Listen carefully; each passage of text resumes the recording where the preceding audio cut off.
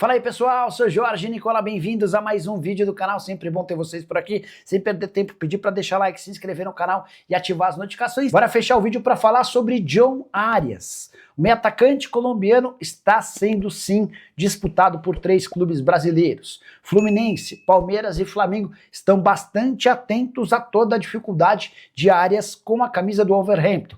Ele se mudou na metade desse ano para o clube inglês e por lá nada deu certo. Até aqui, 12 jogos, nenhum gol e nenhuma assistência. Para piorar, o Arias ainda virou reserva. Ele saiu no intervalo da derrota para o Fulham por 3-0 contra o Chelsea na última rodada antes da data FIFA, nem sequer saiu do banco de reservas. Para piorar, o time dele, o Wolverhampton, é lanterna do campeonato inglês. 2 pontos conquistados depois de 11 rodadas. E está muito claro que o Wolverhampton será rebaixado ao fim dessa temporada. E é por conta desse rebaixamento que os clubes brasileiros já começaram a disputa para contar com o retorno do atleta. Vale a lembrança de que o Fluminense tem a prioridade na recompra do jogador, ou seja, se o Flu igualar qualquer oferta de times brasileiros, é para o Fluminense que o Arias voltará.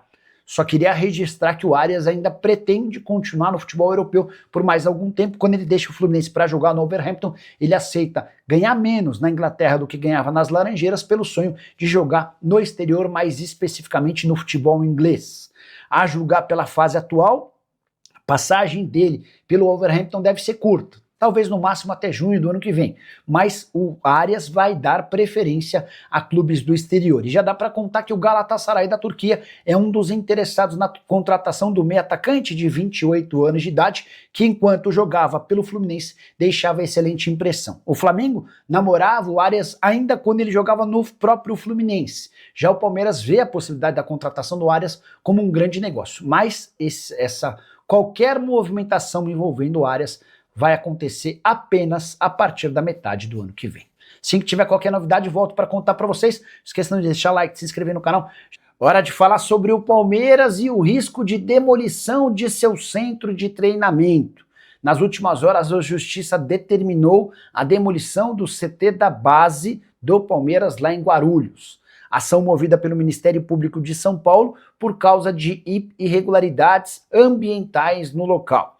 Palmeiras vai recorrer da decisão e garante que cumpre todas as exigências legais. Espaço que foi inaugurado em 2002 e é responsável pela maior capacidade de arrecadação do Palmeiras, a formação de atletas. Vale a lembrança de que desde 2015, apenas com jogadores formados na base, o Palmeiras arrecadou mais de 2 bilhões e 200 mil reais com transferências de atletas. Por lá surgiram Estevão, Hendrick, Vitor Reis, entre tantos outros jogadores.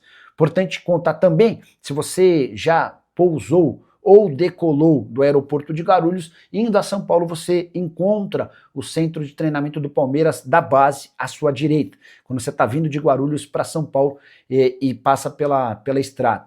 Quero contar ainda que o Palmeiras não tem nem sequer um plano B. Pô, se perder seu centro de treinamento, há um outro terreno? Não, negativo. Inclusive foram feitos muitos investimentos na melhoria do centro de treinamento de base do Palmeiras. A ideia é provar na justiça que não há irregularidades e que o Verdão pode continuar sediando e recebendo seus garotos nesse centro de treinamento.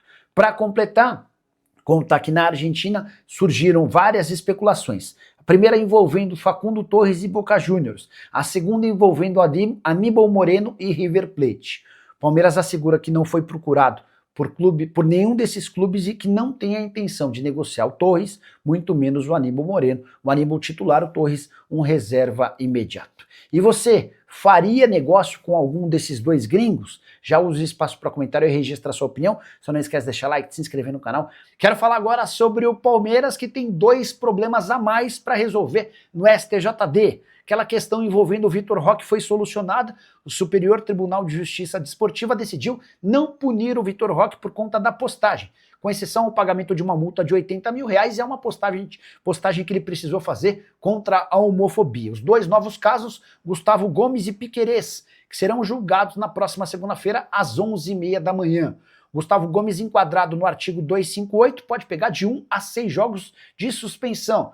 Já o Piquerez foi enquadrado no artigo 243F, com multa de até 100 mil reais e suspensão de 1 a 6 jogos, ambos protestaram, reclamaram, criticaram, detonaram a arbitragem depois de um Palmeiras e Flamengo. Quero completar sobre o Palmeiras contando que o Verdão vai direto de Porto Alegre, onde enfrenta na próxima terça-feira o Grêmio para Lima, no Peru. Ao contrário do Flamengo, que volta ao Rio de Janeiro para se despedir do seu torcedor, o Palmeiras preferiu ir direto de Porto Alegre para Lima, sem retorno a São Paulo. Dessa maneira, imagina que vai estar mais preparado para a grande decisão, não desse sábado, do outro, valendo o título da Libertadores da América. Só para completar de vez em relação ao Palmeiras, Gustavo Gomes não participará do amistoso da seleção do país dele, o Paraguai, nessa terça-feira. Palmeiras e Federação Paraguaia fizeram um acordo. Gustavo Gomes será poupado, dessa maneira terá condição de enfrentar o Vitória nessa quarta-feira em jogo do Brasileiro no Allianz Parque. E a parceria entre Vasco e Leila Pereira acaba de se tornar ainda mais forte. Depois de emprestar 80 milhões de reais por meio da sua empresa Crefisa ao Vasco, para uma série de contas que estavam vencidas, a Crefisa encaminhou mais um acordo com o Cruz Maltino, agora para fortalecimento de outras modalidades esportivas. Serão aportados no Vasco cerca de 5 milhões de reais, sendo 3 milhões para o Remo e outros 2 milhões para futsal e basquete. Importante registrar que ainda não temos a confirmação de quais as contrapartidas que a Crefisa vai ter por conta desse aporte financeiro. Vale a lembrança de que há um rumor enorme, gigante, de que Leila Pereira e seu marido José Roberto Lamáquia planejam, em algum futuro não muito distante, adquirir a SAF do Vasco. Tenho contado para vocês que enquanto ela for presidente do Palmeiras, essa chance é nenhuma. Seu mandato se encerra em dezembro de 2027 e haveria um enorme conflito de interesses que inviabilizaria a permanência da Leila dentro do Palmeiras. Membros do Conselho Deliberativo, mesmo os mais próximos da Leila e do Lamáquia, já disseram que não aceitariam em hipótese alguma essa ideia dela assumir o Vasco da Gama. Mas a partir do momento em que deixar a presidência do Palmeiras, aí ela vai ser livre para fazer movimentos que ela bem entender dentro do futebol. Você, vascaíno, gostaria de ter a Leila Pereira como presidente ou dona da SAF? Vale a lembrança de que a Leila, em sua infância, era a torcedora Cruz Maltina. Quero falar agora sobre o goleiro Everton. Quando é que o titular, pelo menos até outro dia, do gol palmeirense voltará a ocupar a meta? Você lembra que o Everton sofreu um problema na mão, precisou passar por cirurgia e ele voltou às atividades quase completas, sem restrições. Ainda tem uma ou outra atividade que o Everton ainda não é capaz de fazer com o restante dos goleiros, mas os trabalhos têm sido cada vez mais próximos da normalidade. E existe uma confiança dentro do Palmeiras de que o Everton pode estar à disposição para o dia 25 de novembro, última partida antes da Libertadores da América, jogo contra o Grêmio. O Palmeiras pega o Grêmio no dia 25 e enfrenta o Flamengo no dia 29. Cidade de Lima, no Peru, capital do Peru, vai receber a decisão da Libertadores da América. Diante desse cenário, dá para imaginar o Everton fazendo apenas um jogo, já sendo o titular da Libertadores? Não creio nessa possibilidade, especialmente porque o Carlos Miguel tem ido bem. A tendência é que o Carlos Miguel siga no gol e a partir de um futuro mais distante, com o Everton completamente recuperado, eles possam disputar a posição.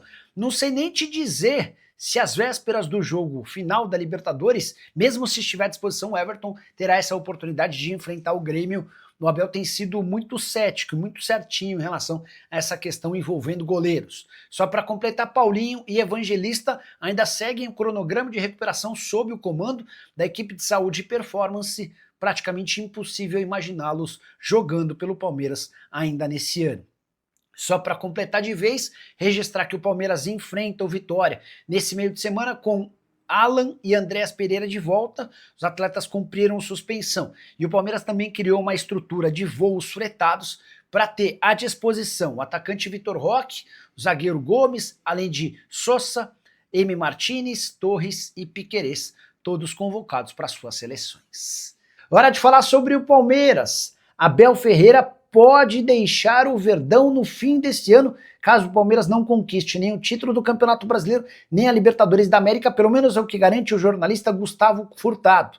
O Gustavinho, que foi durante muito tempo produtor da TV Bandeirantes e hoje é comentarista do Band Esportes. Gustavinho contou durante o final de semana que uma frase de 2021 do Abel, afirmando que no dia em que o Palmeiras não ganhasse títulos, o Abel iria embora, que essa profecia pode se confirmar em 2025, caso o Verdão fracasse na Libertadores e no Campeonato Brasileiro. Por conta da derrota no sábado para o Santos, o Palmeiras foi ultrapassado pelo Flamengo na liderança do Brasileiro, diferença de 3 pontos em favor do rubro-negro. Restam 5 rodadas e o Palmeiras vai precisar tirar essa diferença para se sagrar campeão nacional.